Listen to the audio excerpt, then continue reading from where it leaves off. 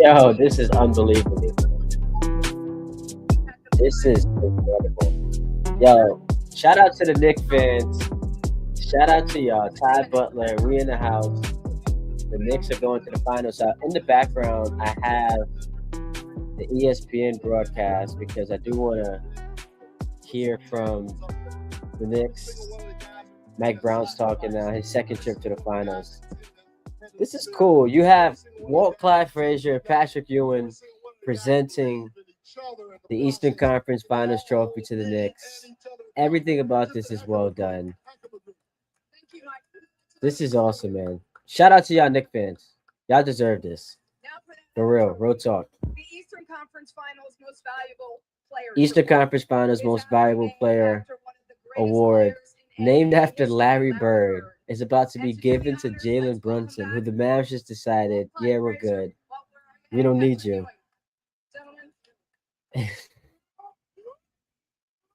Man, this is cool. This is cool. Hit me up in the comments, y'all.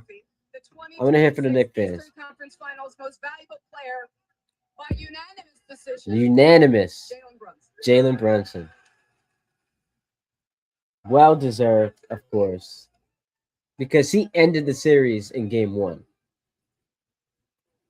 This series was over after Brunson asked James Harden if he could have this dance for 7 straight minutes in game 1. And now he's the Eastern Conference Finals MVP. This is dope, man. How you make them better? Just how have they helped this is dope. Become this conference finals MVP? Shout out to Mike Breen too. I want to say, when did Breen start? When did ABC get the NBA Finals?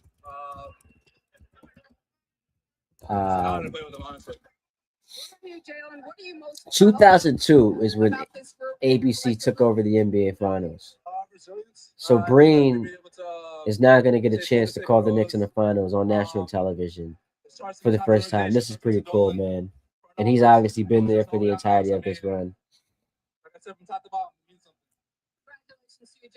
Spike Lee in the house. Shout out my man Kaz, your CP, Jeff Johnson, the Knick faithful, y'all.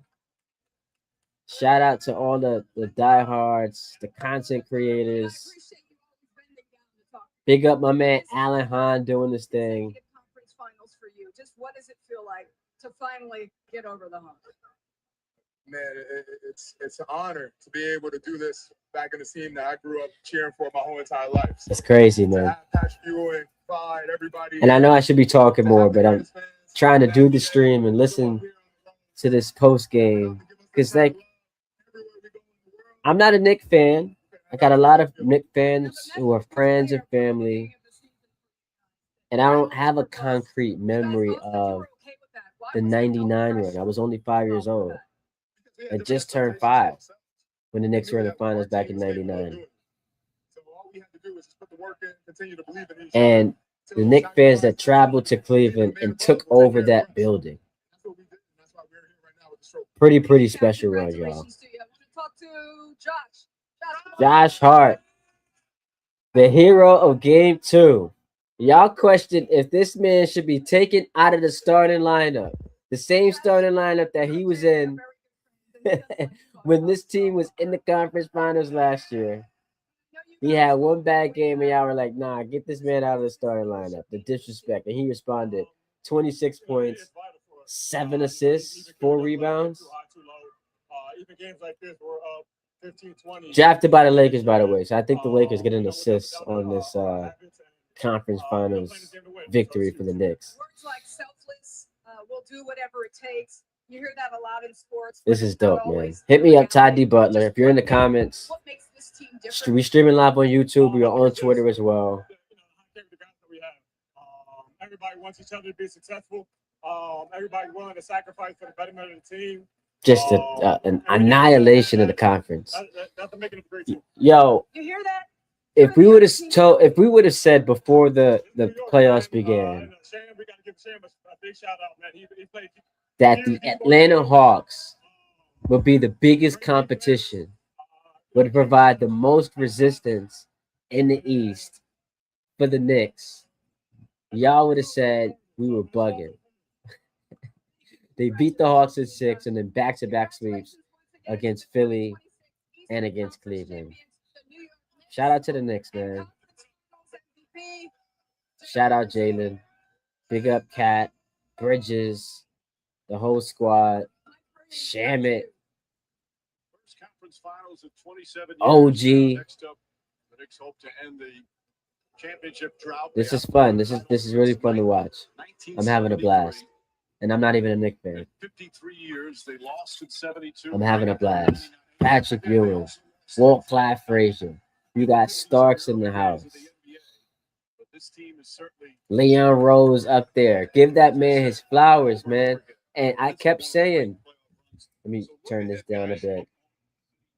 I kept saying that even as someone who is in the media, who would benefit content-wise from Leon Rose talking, I don't give a damn if he goes the rest of his damn tenure as the executive and he's mute.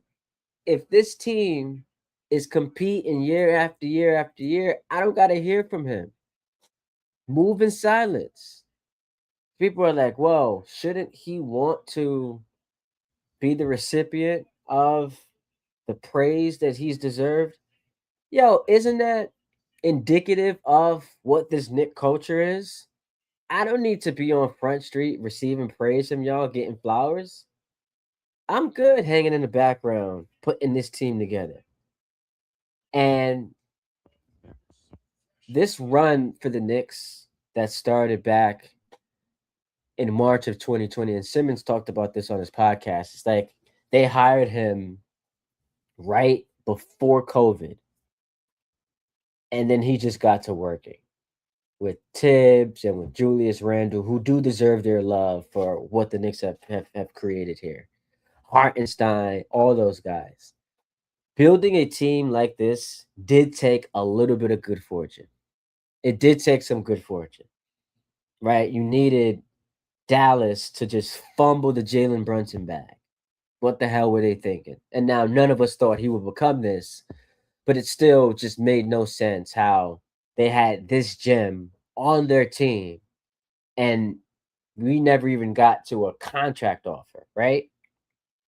So they benefited from Dallas's fumbling. They also got fortunate that Toronto just decided to give OG Anunoby away. Minnesota gives up on Karl Anthony Towns. And now he's in the finals before they can get there.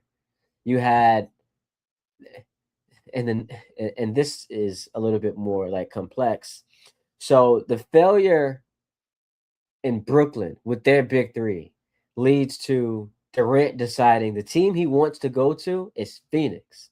So now Bridges and Cam Johnson are in that trade. Bridges comes to Brooklyn. They stink. And that allows for the Nets and Knicks to engage in a trade. 5 first-round picks. So you needed Kevin Durant and the Nets to fail. Him want to go to Phoenix. Phoenix gets Bridges, and now that sets up for the trade for him to go to New York. Needed to have that happen. You also needed enough guys to speak up in the exit meetings last year, fresh off of an Eastern Conference Finals appearance, to where, like, as controversial as it was, they made the right decision going to Mike Brown. All of that to say this. They did need a lot of good fortune. None of it matters if Leon Rose doesn't cook the way that he did and provide like the pieces around these guys, and they don't compete their asses off. Like, that's the thing that is so remarkable to me. And I said this on the radio earlier today when I was on ESPN New York. One of the best things, the best compliments I can pay to this Knicks group, their press conferences are really boring, which is outstanding because it's a testament to, and it's not insincere, it is really genuine. Those dudes don't care about individual accolades and achievements. They just want to win a championship. And at many turns, there were reasons for them to give us a sound bite that would have rung off. You had all the stuff that was being said about Cat earlier this year. He's in Giannis trade rumors. Bridges, same deal. He stunk it up in that Hawks series.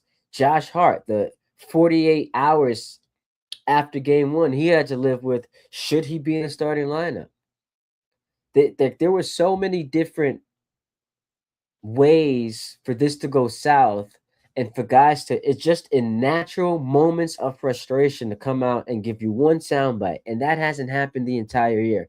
Though I guess the worst thing was, and I said this 2 days before the regular season, Katz asked about his role on offense, and he's like, I don't know. And it just felt like those two, Mike Brown and Towns, didn't see eye to eye. Just there was a weird dynamic, and then it bled into the season. But outside of that, you haven't really gotten much. Now it does help. They were one of the best teams in the NBA, and then post, I think the date is January 20th, where they're top three in record, net rating, offensive rating, and defensive rating. So when you have that much success, leaves little opportunity for things to go off the rails, from a team standpoint, as far as like giving the media some sound bites.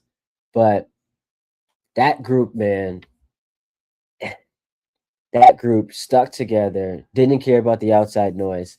And the broadcast pointed out tonight, Mike Brown, before this game, showed them footage of game 6 last year. And it kind of reminded me of, and I'm a diehard Laker fan, Kobe talking about the feeling of walking off that court at TD Garden after game 6 in 2008 in the finals, and they just got bludgeoned by what did it end up being, 46 points, and the confetti's falling, and he's pissed. And then I saw a clip moving around today. Trevor Ariza is talking about they go back to the hotel room, they're chilling, and then Kobe says, all right, I'm going to come up with a blueprint for us to win next year. So it kind of reminded me of the Lakers losing that '08 finals.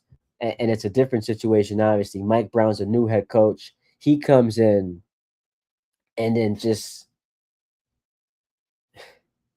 reinvents the culture, more player empowerment, less ego driven. We're just going to figure this thing out, make the necessary adjustments as we go. And here we are, man. They're now in the NBA Finals for the first time in 27 years. And there's a generation of Knicks fans who are experiencing this for the first time, which is why they're going nuts in the city, I'm sure. All over the country, the Knicks fans, the celebration won't be big enough because you've earned this. And so shout out to y'all. Gerald hits us. We lit, man. I want to big up all the Knicks fans. You guys absolutely, absolutely deserve this. This is so dope. Um, Dylan Cody chimes in via YouTube, says, I don't believe that because we swept teams we were supposed to beat, that the narrative will shift to us not being ready for whoever comes out the West. Man, please, they can't beat us. Listen, I don't want to spoil this moment. I tweeted out last night and I got destroyed by Knicks fans. I don't give a damn what y'all think about, my take as far as like you're doing this for clicks or you don't know ball. Like that is silly, right? I'm at the games, I'm watching every game, so I don't give a damn about that. I expect Knicks fans to disagree with what I said, that I'm picking whoever comes out the West, whether that be San Antonio or Oklahoma City.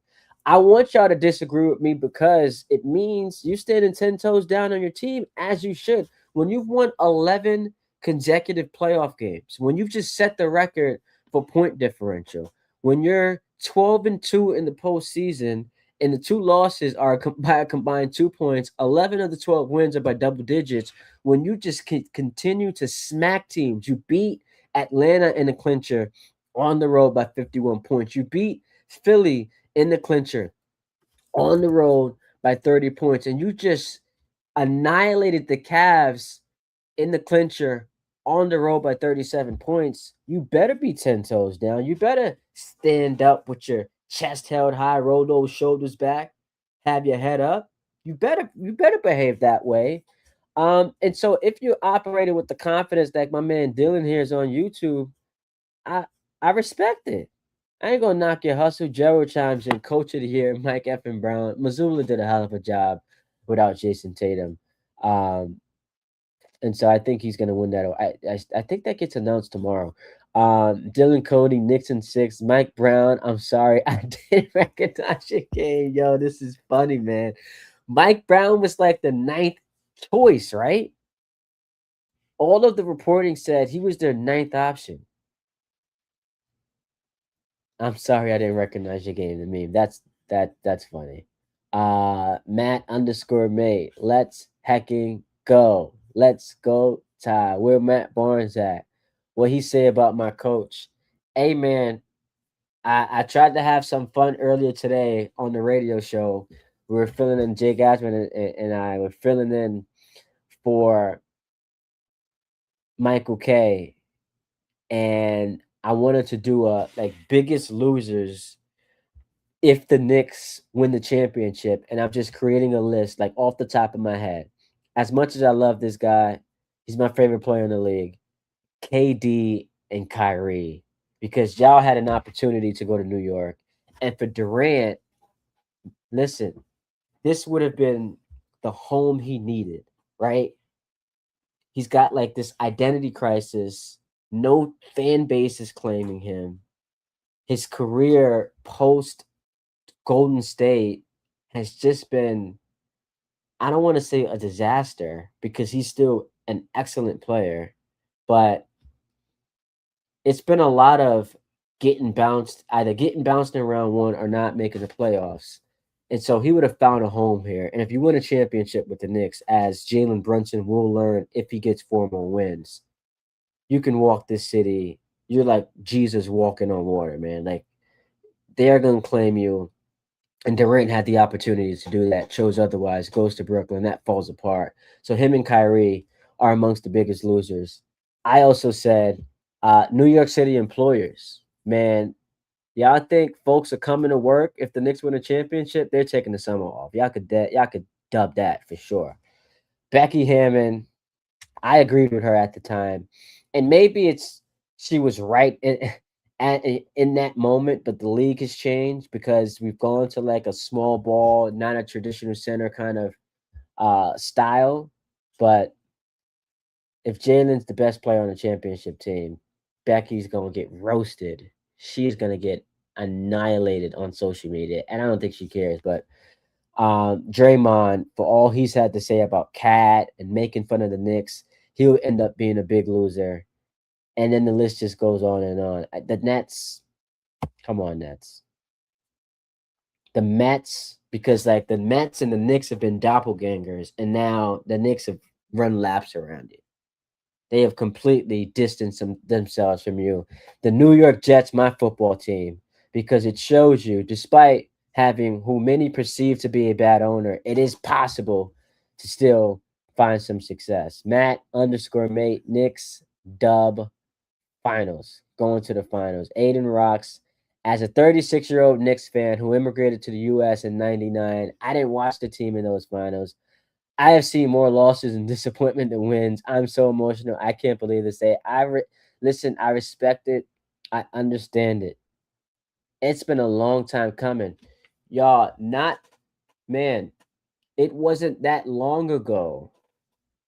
Back in the off season of 2019, you were dreaming about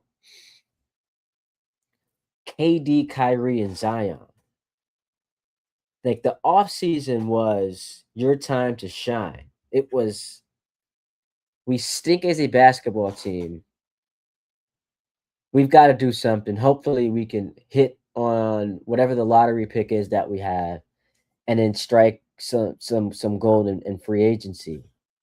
And that didn't happen.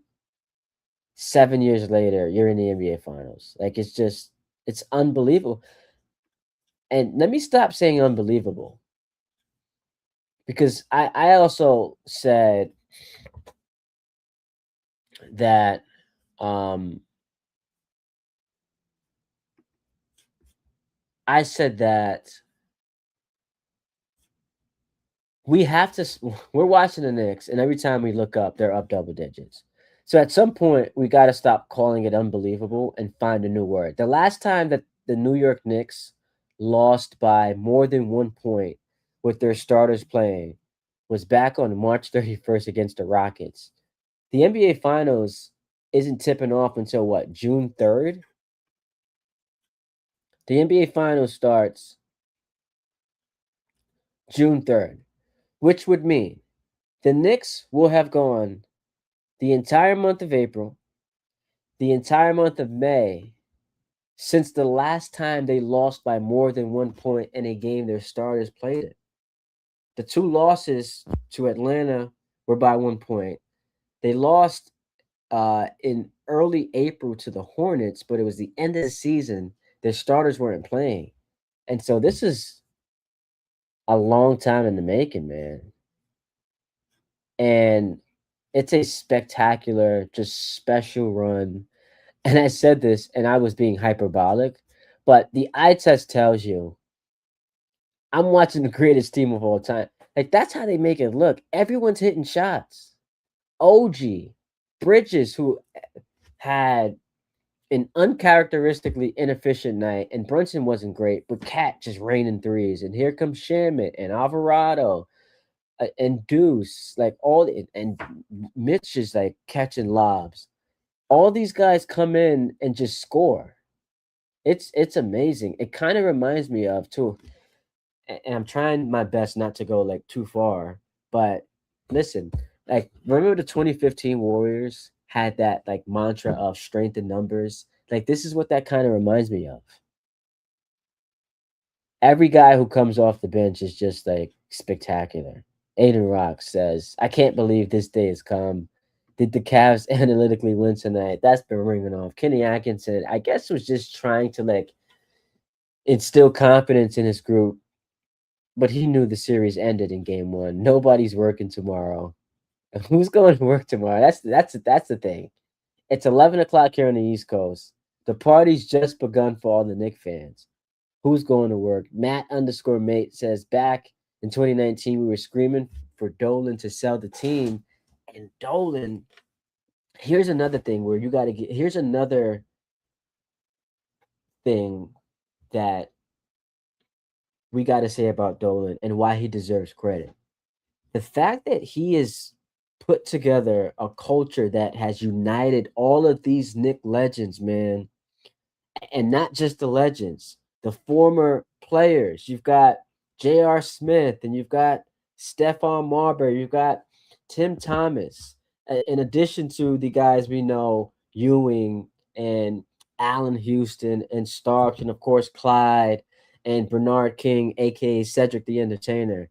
Like the fact that people say whatever they want about Dolan as an owner, these dudes, these former players, love them some James Dolan, and now they got front row seat access to this run, and I think it's created camaraderie, the chemistry, the energy, the synergy, all of that has just been present for the entirety of this run, even going back to last year that ended in heartbreak, and that's something you got to give the owner a lot of credit for. Shout out to Alexei Shved, Timofey Mozgov, Jared Jeffries, who did get cooked um, by Kobe. What was that? The 2009 season, Kobe gave him 61.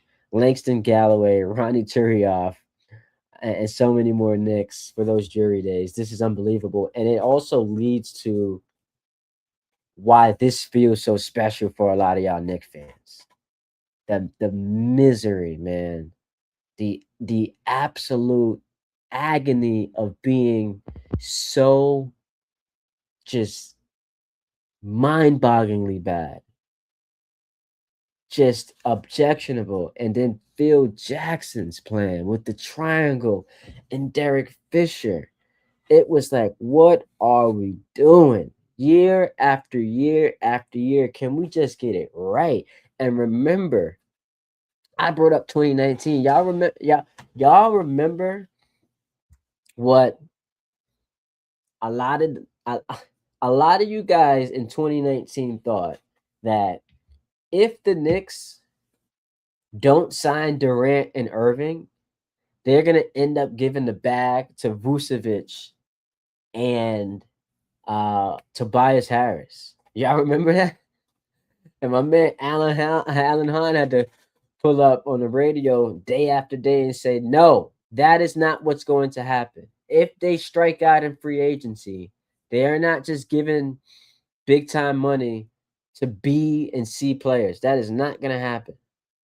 They did not do that, and that has changed the course of Knick history. It's crazy. It's unbelievable. Shout out to y'all, man. Shout out to y'all. Unbelievable. This special run of basketball to the extent at times I'm like, yo, am I watching the greatest team of all time? Like, is that what I'm watching here? Sometimes the best trades are the ones that don't pan out. Yeah. Man. Unbelievable. That's all. That's the word that just keeps coming to mind.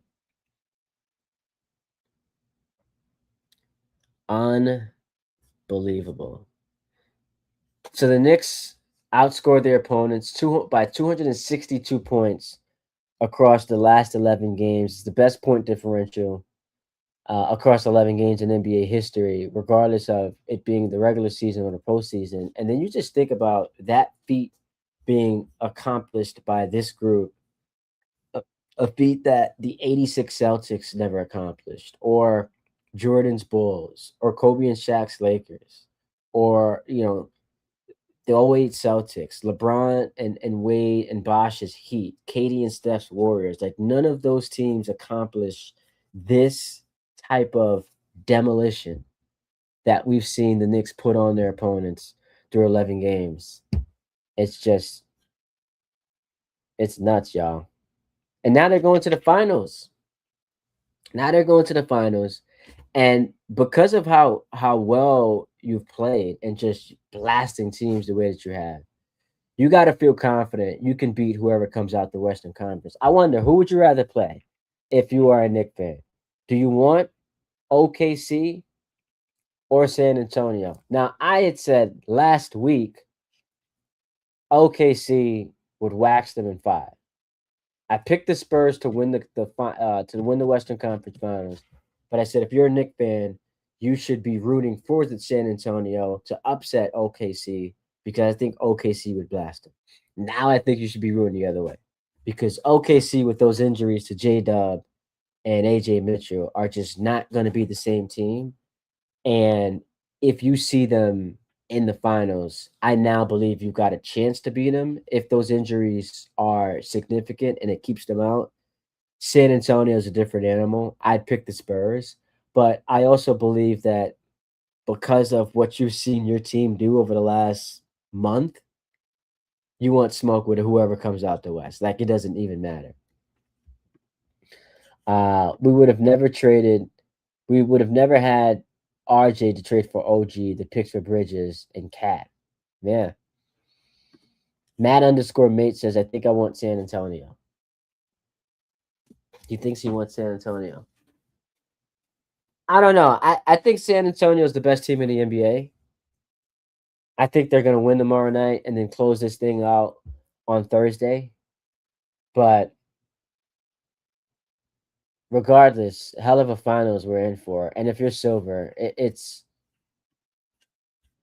the best thing in the world because you got blasted all year long because of load management, tanking, and now you've got the Knicks in the finals.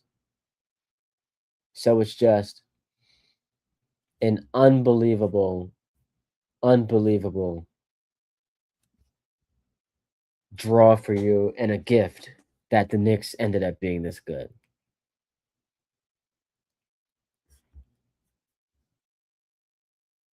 Crazy.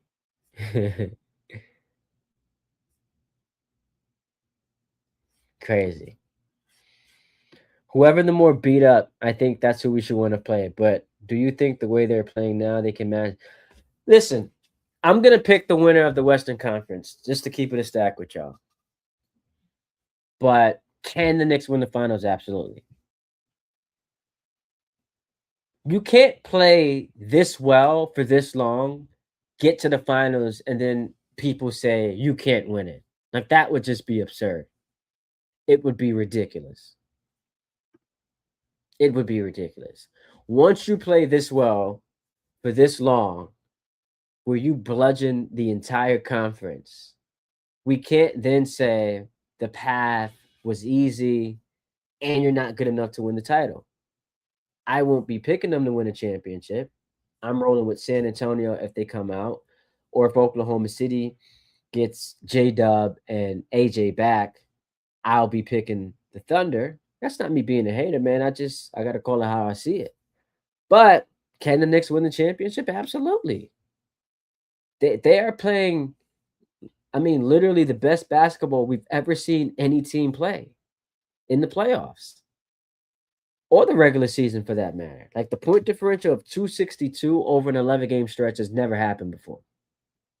So it would be silly for someone to come on here and say, but they can't win a championship. It's ridiculous. They absolutely can. Will they? We'll see. You get the long layoff again, which I know a lot of people get concerned about. Take the extra rest. Ask San Antonio and Oklahoma City to play 7 games, wear each other down. And then Wednesday night in either San Antonio or OKC, you've got game 1, and then come out guns blazing.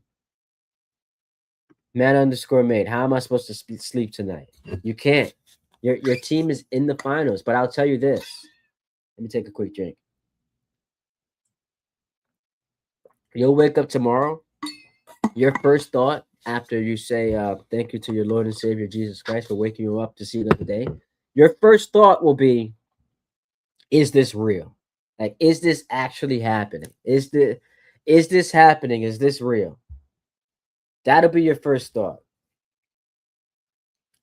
Is the team that I root for, the team that has not been to a finals since 1999, a team that prior to Jalen Brunson getting here had won a grand total of 1 playoff series since the finals, the Eastern Conference Finals back in 2000. That team that hasn't won a championship since 1973, that I root for, is this actually happening? That'll be your first thought when you wake up tomorrow morning. And then once it is confirmed, like, yeah, this is actually happening, you're going to be like, bro, I can't believe it. I can't believe it. I won't sleep. I'm afraid if I fall asleep, I'm going to wake up and this is going to be a dream. Yo, shout out to the Knicks fans, man. Y'all all deserve this. This is so dope. This is really cool. I can't wait for the finals. Let it simmer, though. Let it marinate because it'll hit you at some point. This is real, absolutely real. And I'm just happy for y'all.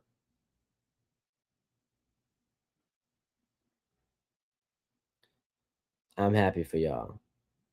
I really am. Who is this? Yeah, Pat O'Keefe's gonna be on the radio tonight for all the people hitting me about, are you on after the Knicks game? That's gonna be Pat O'Keefe. He's gonna be holding y'all down. Yo, it is gonna be funny to see the amount of converts, Knicks fans who weren't Knicks fans, and all of a sudden they Knicks fans now that they in the finals. Y'all be ready for that. I don't remember the exact number of years, but they said on the broadcast that before JB we had like 12 different starting point guards, and like it was 12 starting point guards on opening night in a 13-year span. 12 different starting point guards on opening night of the regular season in a 13-year span. Brunson gets here, solidified. Solidified. Solidified. I made $18 on a parlay tonight. Oh, I took the Knicks. I bet the Knicks in the series. So I think I came up. Yo, I'm tight, Matt. I had a 3-leg parlay. I took the Knicks. I think I bet them up to -3.5. The spread was 2.5. I took Josh Hart, 6 rebounds, hit that. I took Brunson for 20 points. I took Brunson for 20 points. Didn't hit. Off night for JB. And then you get burned because it's a blowout. And so he didn't play in the fourth quarter of the closeout game in Atlanta, the closeout game in Philly, and then doesn't play in the fourth quarter of the closeout game tonight. I'm tight. But I did hit the Eastern Conference Finals winner or Eastern Conference winner parlay. Now let's go check to see future bets. So the Knicks now have the second best odds to win the title. And I think we got to throw some bread on that, right? Yeah, let's do that. Yeah, Knicks. All right, so we just threw some bread on the Knicks to win the title. We got to come up. We got to come up. We threw some bread on that. Knicks to win the championship. Let's have at it. Peter's been on a roll. Shout out Rosenberg. He started after because I think he pulled the Charles Barkley guarantee of the Knicks winning Game 4 in the Atlanta series. And then since then, he's bet the Knicks money line every night, and he's been rolling over, cooking. Who's the favorite? No, the favorite right now is OKC. OKC will be the favorites until they get bounced. I think even if they lose tomorrow night, Vegas will have OKC as the favorites. Though it'll be interesting because if San Antonio wins tomorrow night in OKC, I'm curious to see what the odds look like, which I guess is a nice little PSA. If you're a Knicks fan and you are looking to get the best value on their finals bet, I think you should bet it now because if San Antonio beats OKC tomorrow, I would imagine, do the Knicks become the favorites in Vegas to win the championship?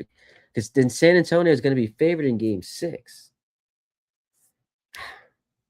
I don't know. That's my brain is like having issues working that out. Shout out to you guys. I am not on the radio tomorrow, but I'll be back here. I'll be on TV on SNY on Wednesday night. J-Dub's injury upgraded to a strain, so he might be out for a while. I think he's done for the season, to be honest. Like, it's one too many hamstring strains. I think he's done for the season.